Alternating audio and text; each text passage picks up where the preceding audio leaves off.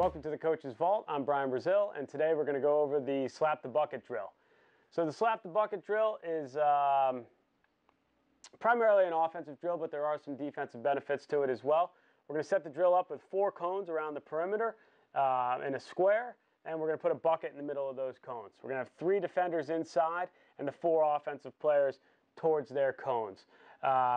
Spacing of the distance between the cones is going to depend on the ability of the players. The less talented their sticks are, the bigger the box needs to be. The more talented, the smaller the box can be. And the bucket should be exactly in the center of your 4 cones. It can be a bucket, it could be a ball bag, it could be a trash can, whatever you have available.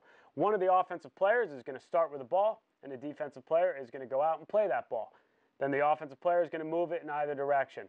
As he moves the ball, a new defensive player is going to come out and approach the ball, and the player who is just on ball has to get in and slap the bucket with his stick before he can go play the ball again.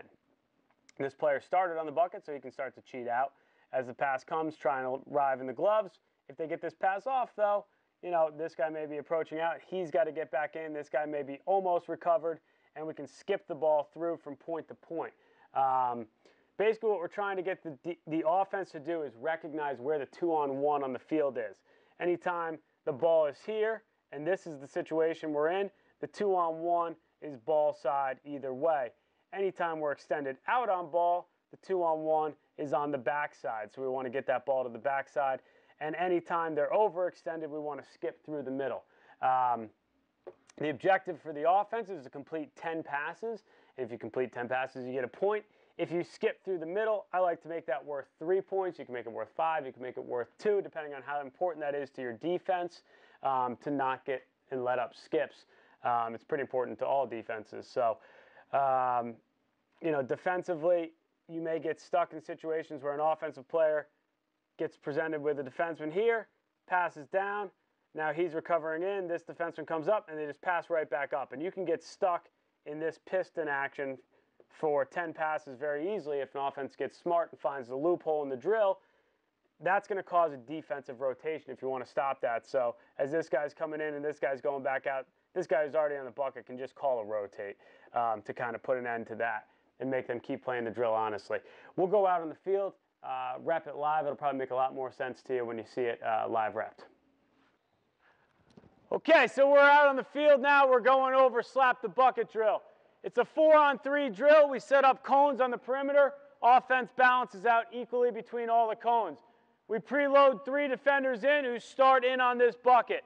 Again, the better stick skilled your players are, the tighter the box should be. The more trouble they have catching and throwing at the younger ages, the wider the box should be. But essentially what we're doing is each player has a quadrant, and they can move freely within that quadrant to and from the ball, catch and receive and deliver passes. And we're trying to get 10 touches around the perimeter before the defense can cause a turnover or we self-impose a turnover. If we skip it through the middle of the defense, we're going to count that as 5 points today.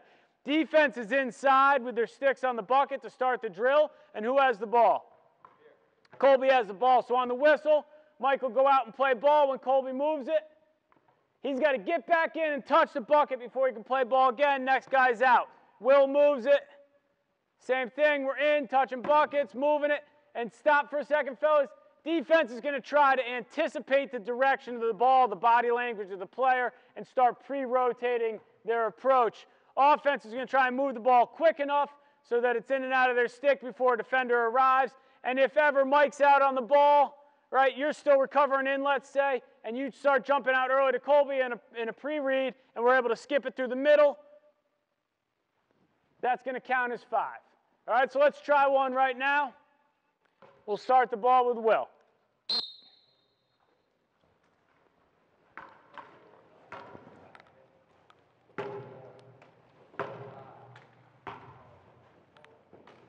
So that's 10 right there. A little low on the defensive communication. We'll talk to them about building up their chatter a little bit. All right, next group up. Good?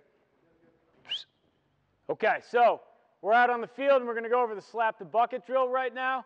Set up 4 cones, and again, these cones can vary in distance from the bucket, depending on how talented your players are offensively.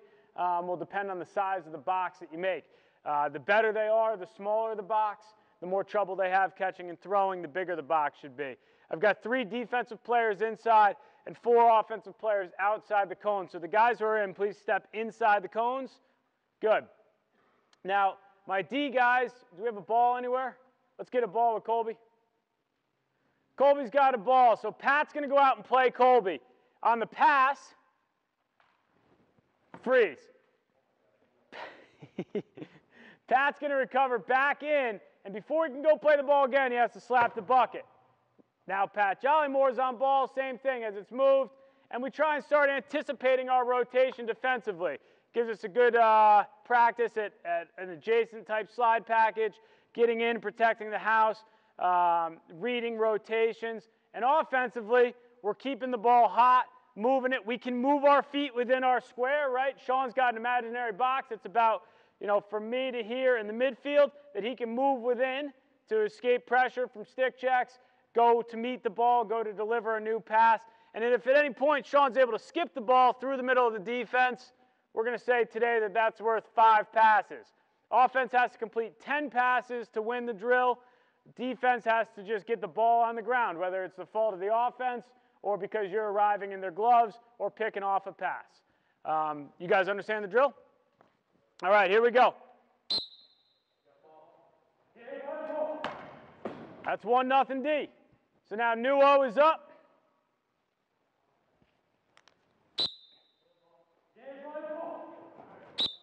2-0 D.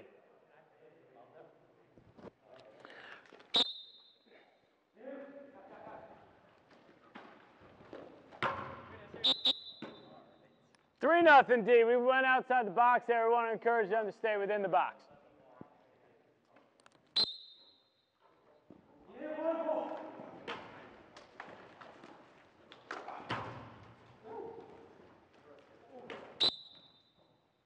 Four nothing D. Let's get some less talented defensemen in there. Let's get 3 new D. That's the Hurt squad.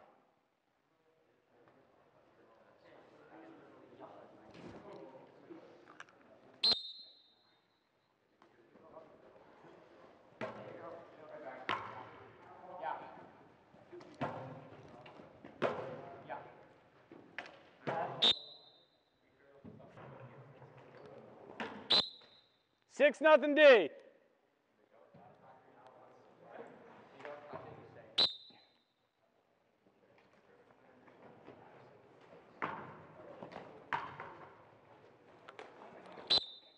Seven nothing D.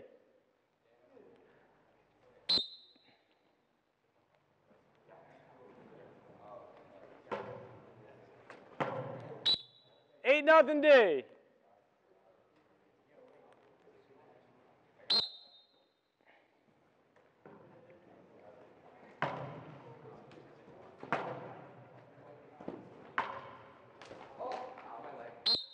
I'm going to give that point to the offense because we didn't get a bucket slap. You played ball, you went in, you didn't touch the bucket, you went back out to ball. 8-1. Good, get in, touch that bucket.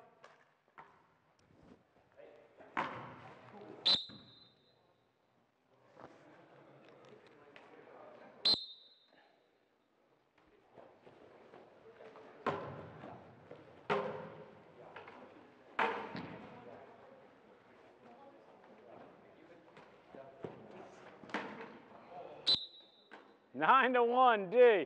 3 new defenders.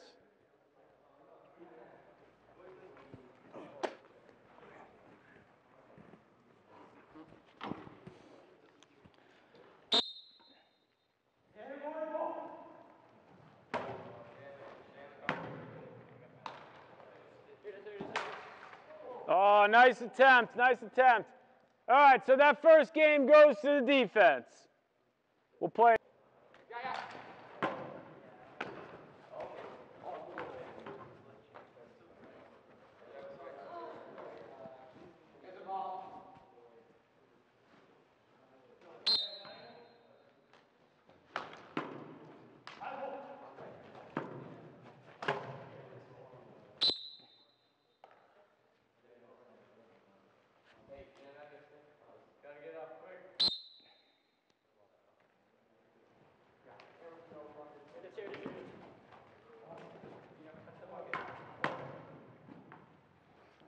All right, I need someone to be my bucket enforcer. Will, every time you're not in, you're making sure nobody plays the ball without touching the bucket first. Nice shot, Rasta.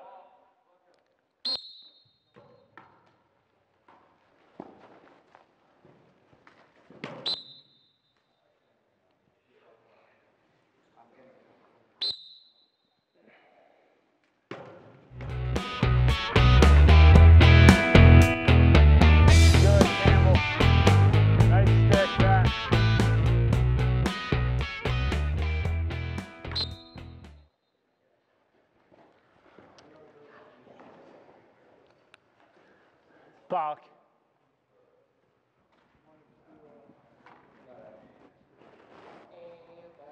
Okay, that was Slap the Bucket, and thank you for watching the Coach's Vault. All right, bring it in, fellas. So what do we got for the offense? Papa,